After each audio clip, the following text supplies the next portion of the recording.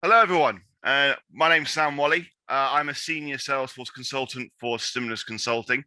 I'm here to talk to you about the wonderful world of Marketing Cloud Connector, but from the grounds of an admin. So, as many admins, so as a Sales Cloud or Service Cloud admin, you may have noticed if you ever find yourself working with Marketing Cloud, just an extra tool to learn, and that can be sometimes a little irritating or perhaps just a bit more cumbersome. So I'm hopefully going to go through a few bits and bobs that can help you on a day-to-day basis, but also understanding how the connector is working a little bit so that you can ultimately carry on working with Sales and Service Cloud whilst also supporting the Marketing Cloud connector.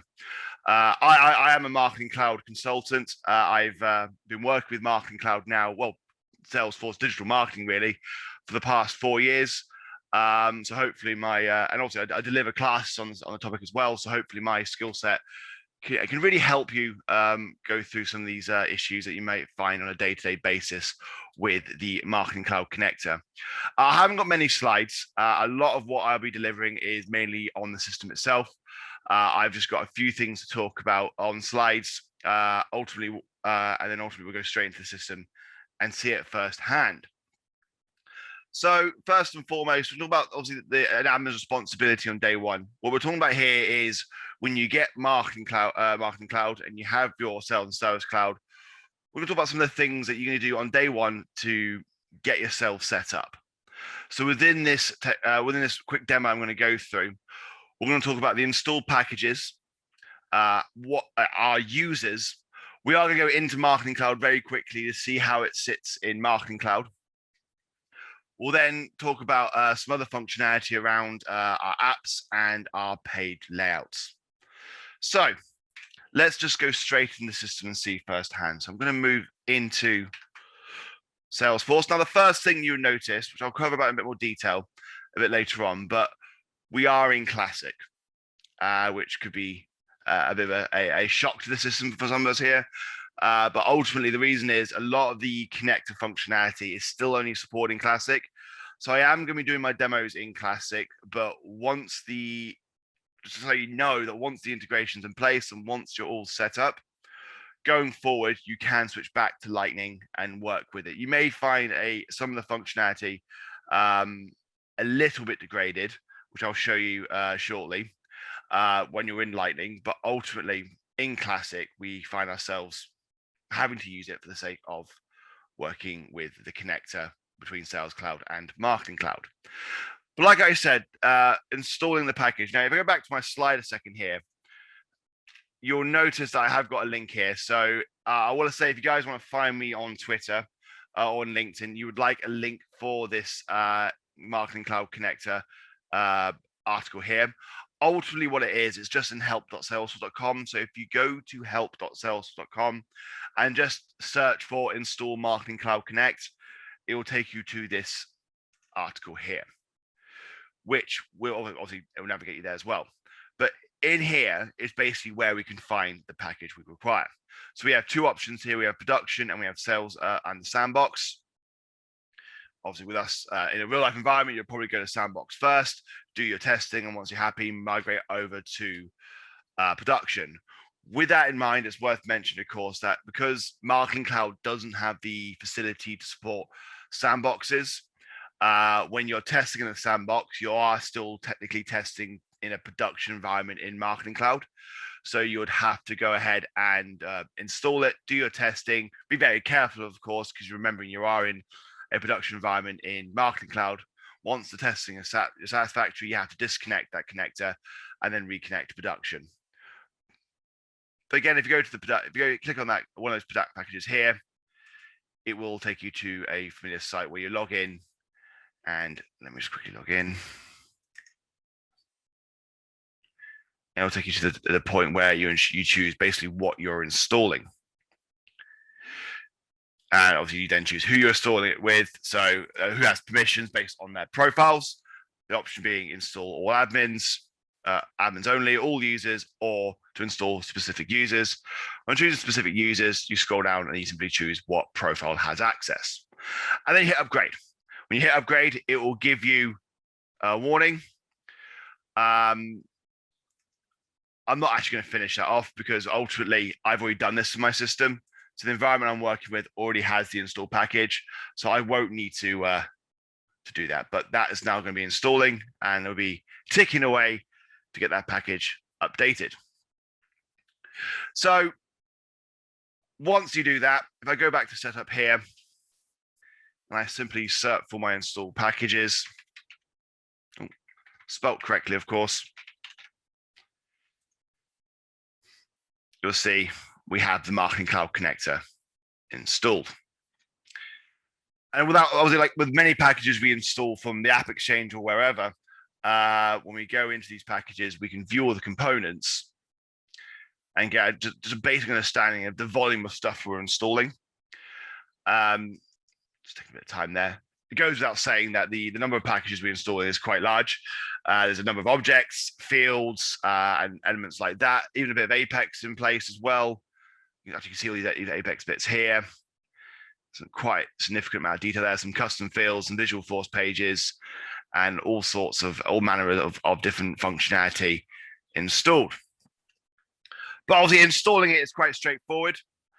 And that's sort of the element from a Salesforce standpoint, is making sure that's installed. Now, as an admin, there is the assumption, and it is an assumption, I'm going to say, that a lot of this has been done for you already.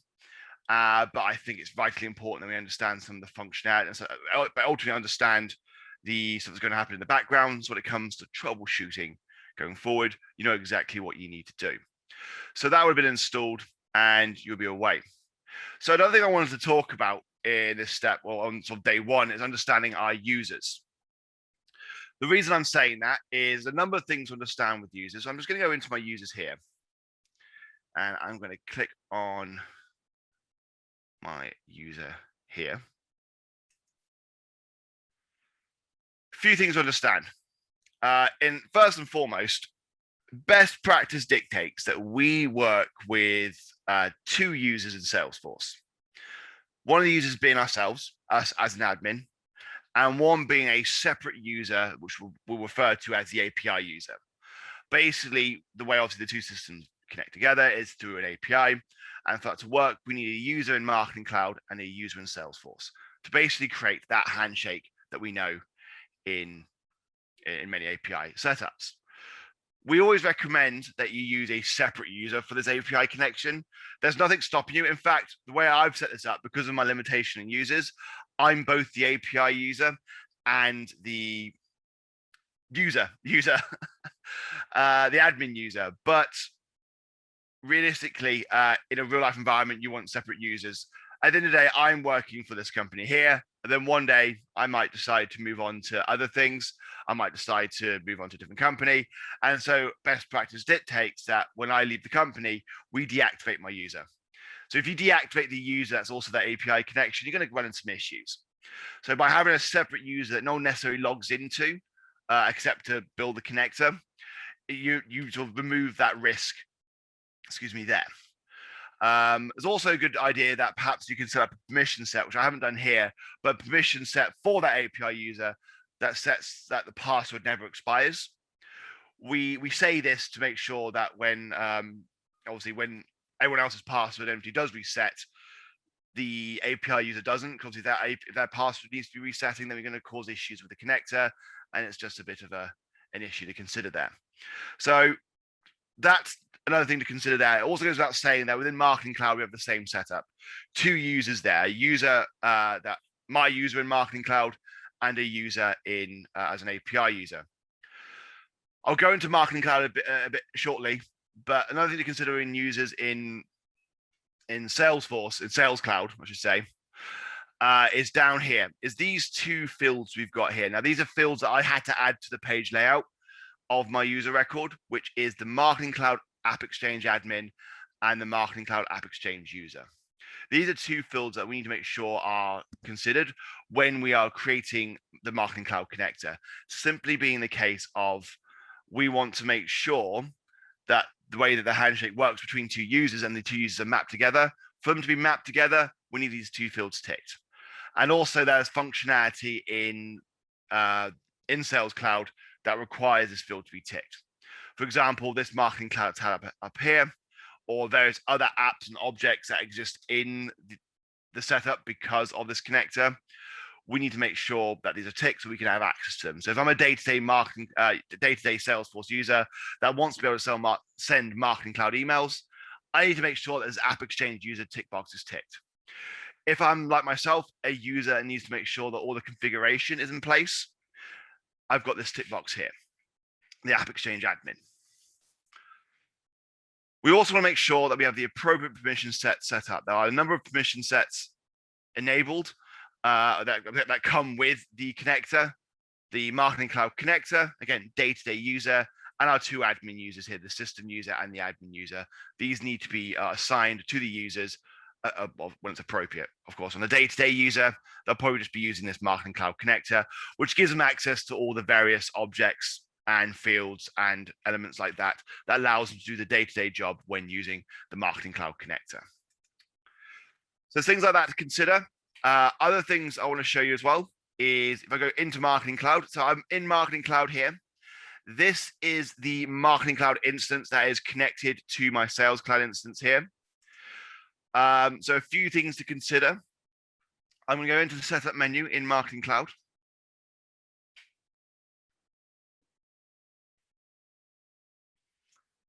And if I go to my feature set, oh, sorry, my apps, do apologize, my apps section here, I've got my Salesforce integration. This is standard. There's no packages that I need to install in Marketing Cloud for the connector. I can simply just go to the Salesforce integration and complete the connection here. As you can see, I am fully connected. You'll have an option here to connect where you simply log in with your API user, which I've done here, but it just so happens that my API user is also my admin user. But that's just for the sake of this demo. In a real life environment, you'll have the option here to connect, and you do that there. Other things to consider is this scope by user functionality, which basically determines what access a user has to the records in Marketing Cloud. I'm not going to go into the details about a sharing model in Salesforce, but as we know in Salesforce, we have a sharing model which determines what access to records that you have. If we select scope by user, what that means is that those permissions in Salesforce get mirrored in Marketing Cloud so that the access to the records you have in Marketing Cloud will be the same. If I leave this unticked, any record in Marketing Cloud, as long as you have access to Marketing Cloud, is visible for you. Now, this may feel very secure, an element of security concerns, but you got to think of it as a marketeer. So in a marketeer in Salesforce may only have access to certain records based on the permissions they have and what they should be able to do in Salesforce. In Marketing Cloud, a marketeer would need to see everyone so they can engage, email, SMS to everyone in Marketing Cloud. So you don't want to select, so you want to have that ticked off, unticked, so that you can have access to all those records. I find from my experience, leaving this unticked is more common than you might think. I'm sure as an admin, you're probably going into a hot sweat right now thinking, oh my goodness, all those permissions, all those access. But you got to remember the data in Marketing Cloud is not quite as, the way you edit your records in Marketing Cloud isn't quite as flexible as it is in Sales Cloud. In Sales Cloud, also, if you have the permission, you can do a great deal to those records. It's not quite the same in Marketing Cloud. So whilst you have access to those records, it's for a marketing purpose only, and it's quite safe. So there, that's obviously the Marketing Cloud integration piece there. If I go up to users up here, the one thing I want to show you guys as an admin is making sure that the appropriate users are mapped to their appropriate user in Sales Cloud. So a user in Marketing Cloud is mapped to a user in Salesforce. So if we go back to Marketing Cloud, we've got Sam Walley here. If I click on that record of him there, you can see I'm integrated. If I hit modify settings now, you'll see I've used the username, my Salesforce username, in here, and that's mapped accordingly. Now, one thing that's worth mentioning as well is we have this Marketing Cloud tab here, which is basically where we configure the rest of the connection here. Now, it's all been configured for you here. When you click on there for the first time as a user, it'll then ask you to map the Marketing Cloud user here. So in Marketing Cloud, you're mapping the Salesforce user to your Marketing Cloud user. In Salesforce, you're mapping the Marketing Cloud user to your Salesforce user here. So you're just basically completing that full handshake for mapping users. So that is basically, I think, as a Salesforce admin, like I said, there's going to be a number of things that's going to be done for you. But if you see it on a troubleshooting standpoint, that now if a user comes up to you and go, I can't see, I don't seem to have all my access to all the marketing aspects in Sales Cloud. Why is that? At least you now know that there's a mapping thing to consider. So on a troubleshooting standpoint, that should be great for you. Other things I think is worth mentioning, these are just some good practices here, is you may notice actually, I'm in what I've called the Marketing Cloud app. This app here isn't a standard app. This is an app that I built. So if I go into my apps here, I have created a Marketing Cloud app. So it's a custom built, containing a bunch of obviously tabs and objects that give me permission to do basically my Marketing Cloud efforts. So I've got analytics, I've got contacts, I've got leads, and I've got campaigns. Another thing I should probably add, which I'm going to add now, just a demo, is reports.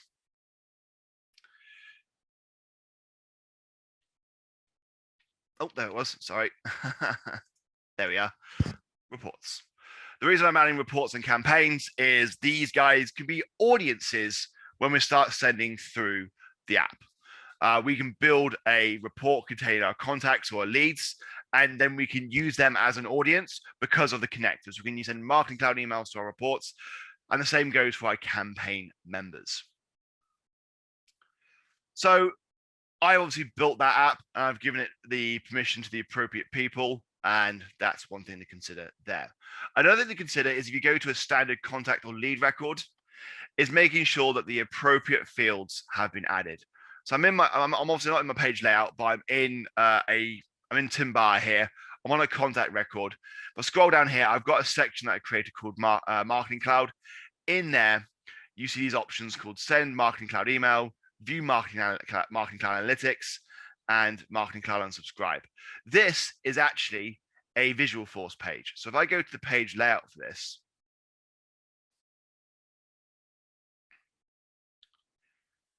you'll see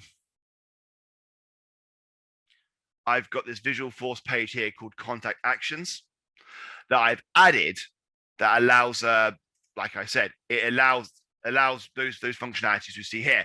It is a direct connection towards the Marketing Cloud instance. So anything we do here is affected in Marketing Cloud. So if I go back in here, it allows me to send a Marketing Cloud email. So for example, if I click on that, that allows me to send a single email to this particular contact. I simply find my emails in Marketing Cloud. So there's access to Content Builder, which is our email builder in Marketing Cloud. Decide what email I want to send. So the from, and when I want to send it, and then simply confirm that, and then hit send.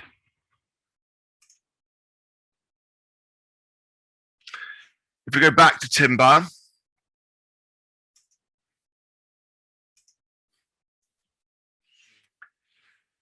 other things to consider is obviously the analytics. So if I click on this, now one thing I worth mentioning, of course, the demo environments I'm using has actually prevented me from sending emails. So I'm afraid at this point, some of this is a little bit hypothetical, but we can certainly see what we can work with here.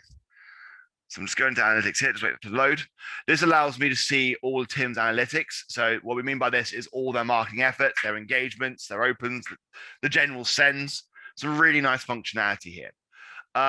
This actually allows us as well, if I go into this component here, at the moment it's just particular subscribers, but I can also see aggregated against all my emails, or I can choose a specific email and see how it's behaving as well. So email analytics is another really, really nice app to work with. This comes with the connector. So it goes without saying that all that information from Marketing Cloud is being fed back into Salesforce, which is really, really good. Hence what we've got going on here. So Other things to consider as well is the ability to unsubscribe. So another button we've got here is that unsubscribe. So that will update Marketing Cloud to let us know that that subscriber has unsubscribed. Another thing with the page layout as well is our related lists, is making sure that our email sends and our individual email results are added to that related list. Email sends is going to be basically any send that they're part of. So if they're part of a bigger audience, that's what an email send is. Now, you wouldn't see that as in an individual's related list. The only reason you can see this one here is because that was that individual send I done there. Because the email send was just sent to one person, that one person was the audience, that was this. But if I was to send to a report that this individual was included in, I wouldn't see that in email send. I'll see that in individual email result. Individual email result is basically like a junction object between an email send and a contact or lead when you're sending to a large audience. And you'll see that here. So that is ultimately what we consider on day one. Just at least some of the things we consider, some of the key points I like to mention. And that sort of leads me into some other topics I want to talk about, which is basically ultimately what we're doing on a day-to-day basis. Now, we've already mentioned tracking, so that's great. But obviously, tracking is a key point. That is all this information we saw here in Analytics Builder and our email, Analytics Builder, Analytics here, review marketing analytics, and also email sends and individual results. And that goes without saying. One of the wonderful things with this is because we're creating these records in Salesforce, all this data has been fed back into Salesforce. These records are being created. We can use these records for reporting. So you can build your own reports. Because if you know Marketing Cloud well enough, the reporting is great, but customizing it can be a little tricky. But having the data in Salesforce allows us to be a bit more flexible and allows us to create the reports because they're just records. If I go into this record here, you can see all the information here so you get a better idea about how we can do these reports and how we can engage and how we can see things. It allows us to be really powerful with that data. So going back to obviously day-to-day things as well. Before I go to trigger sends, because trigger sends are really nice to see, but I want to talk about the important stuff, which is a bit more around data management. Going back to that tracking element here. If I go to Marketing Cloud up here, and actually before I do that, what I will do instead, if I go to setup and I go to storage, storage usage, doesn't really give us a key understanding here, but in here, you can see things like email sends. There's not any, I haven't got any, but there'll be other stuff such as individual sends. Ultimately, what I'm demonstrating here is all our sends are creating records. I mean, you're creating records in Salesforce. You're creating storage issues, not issues as such, but you're creating a situation to consider around our storage. Ultimately being, if we're sending emails to 10,000 people, we're going to be creating 10,000 individual email results. And that could be, it's a lot of records, isn't it? Obviously, maybe not in the grand scheme of things, but 10,000 today, 10,000 tomorrow, 10,000 day after that, that builds up. So if I go into Marketing Cloud piece here and just wait for that to load, this is where I can do my email sends, by the way, where I can send to all my audiences. So again, I can choose my audience, choose my report or campaign and send to them there. But what I want to show you here is under Configure Marketing Cloud Connector. When I go here, when this loads up, thinking about it, there we go. I scroll down here to my tracking element. In here, I choose what details I am tracking, basically what information is coming back from Marketing Cloud into Salesforce and how frequently we're tracking, but ultimately the number of days we're tracking back. I've set up 7 days here. What this means is, let's say an individual, we send an email and we're only going to track for 7 days. So any sort of other tracking elements that exceeds that won't be populated. So it allows us to control our data a bit clearer, and it stops us from ultimately storing too much data and causing a storage issue that we might have. Now, other things we can do on a day-to-day basis is a tracking data cleanup. So at the top here, I can go up there, choose all my tracking data. Funnily enough, there isn't any because obviously this is a demo environment. But if I can go in here and then ultimately tidy up that data and clear it up from here. So if we've got everything we need, we can clear it. It goes without saying that we're not losing that tracking data forever. End of the day, that tracking data will still reside in Marketing Cloud, and you can access it from Marketing Cloud. But obviously, the storage issues there is a little different when it comes to tracking data because it's not treated the same as our audiences as such. But in Sales Cloud, it's just a record, and records equals storage issues. Storage equals unwanted cost. So there's things like that to consider. Now, the one thing I want to show you as well, which I think is really cool, especially as an admin, is we know about workflows and business and process builder, how we can create some wonderful automations. Same with flows as well, of course. I shouldn't forget flows. A lot of these workflows, these processes and flows, they don't obviously automate things like Marketing Cloud email sends. So let's take an example.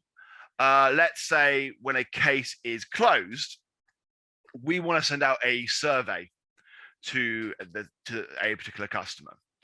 But that survey is built in as an email being built in Marketing Cloud. We chose Marketing Cloud, of course, because building an email in Marketing Cloud is significantly better than building it using an email template in Salesforce. So to use that Marketing Cloud email, we're going to do something called a triggered send. So triggered sends are basically ways of us to create automations to send emails from Salesforce when a criteria is met in Salesforce. Now, before I go into this, let me take a step back and show you a few things.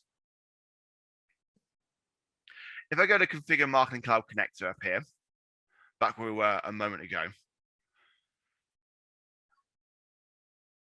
I've got a place here called triggered sends. If I was to go edit settings, I choose what object I'm going to be creating my triggered sends for.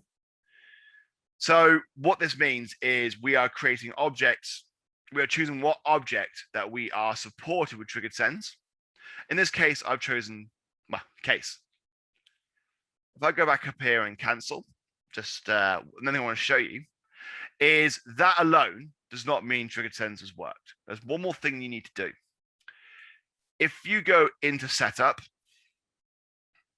and then go into your cases, go to your custom objects. So you customize objects, go to cases, and in there you'll find case triggers. I have created a small line of code. It is the simplest piece of code, so simple in fact that I copied and pasted it from a help.salesforce.com article. So going back here, if I was to search for triggered sends,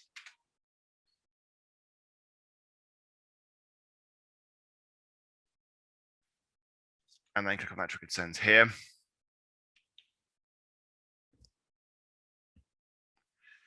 and then if I go to configure objects and triggers, there's the line of code there. And where it says object name, you simply replace that with, well, the object name like I've done here. Once that's done, you are ready to start using triggered sends. So go back into the Marketing Cloud tab here, go into triggered sends here, and I can create a new one here. And it's as an admin, you'll see it's really, really easy to do so. You give this a name, so I'll call it case survey. The object is case. You'll notice that case is the only object to choose from. Going back to what I said moments ago, case is the only one we've chosen in that list, and it's the only one that has that line of code to support it. We then choose a recipient lookout. So ultimately, what this is choosing actually who's going to receive that email. In this case, it will be the contact, because the contact associated to that case would be the recipient of that email. I then choose my criteria here. my criteria is using all the fields from case. So I'll choose, where is it? Go on. Oh, just scroll down. Status equals closed. Oh, closed. I can add more criteria if I wanted to. I then choose my evaluation, which is very much like it is in workflows. So to new record is created, existing record is updated, a new record is created or existing record is updated, or a new record is created or an existing record is updated to subsequently meet the criteria. Under the circumstance, that's the one I want. So it's only going to change it once the status has been moved to closed, once I've met that criteria. If we then edit that record afterwards and it hasn't changed the fields in question, it's not going to send the email again. So it prevents us from accidentally oversending to anyone. I can then choose what email I want to send. I'll just choose this test email here. I then choose the classification. So ultimately, what that is choosing who's going to be sending the email. So I'll choose a default commercial, default commercial send. And ultimately, I can just say that this email will always come from Sam Walley. And I can then choose whether or not this will update a data extension in Marketing Cloud. So by obviously meeting this criteria, the contact will get added to a data extension in Marketing Cloud. And then I can define that they get added to the all-subscriber list. Are we going to disable tracking, which I'm not going to do? The send time will be immediate, or I can put a delay if I wanted to, but I'll send it immediately. And then I can choose any sort of runtime. No, if it was to error, I'm going to say that this will notify the running user of the event. Or I can instead choose the triggered send owner, which will be me because I'm creating this triggered send. Once I'm happy with that, I click yes, I certify this is all good, and then I hit save. And that triggered send is now being built.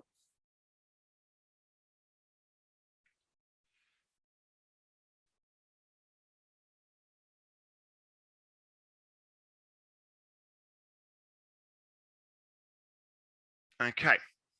So don't worry about that error message, just the configuration, of course, with the because the Marketing Cloud is unable to send, it's throwing this small error message here. But in a real life environment, that will be complete. And then all you need to do is go into that triggered send and activate it.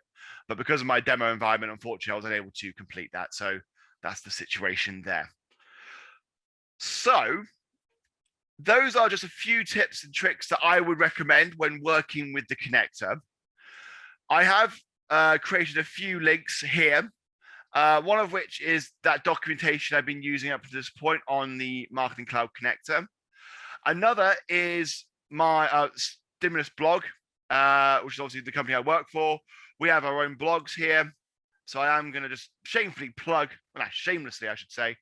our Marketing Cloud blogs here. Some include also various things, including elements around the connector. All I can say then is enjoy the rest of your day, guys. Thank you very much for joining, and also thank you very much for our sponsors as well. So have a great day, guys, and enjoy the rest of London Calling.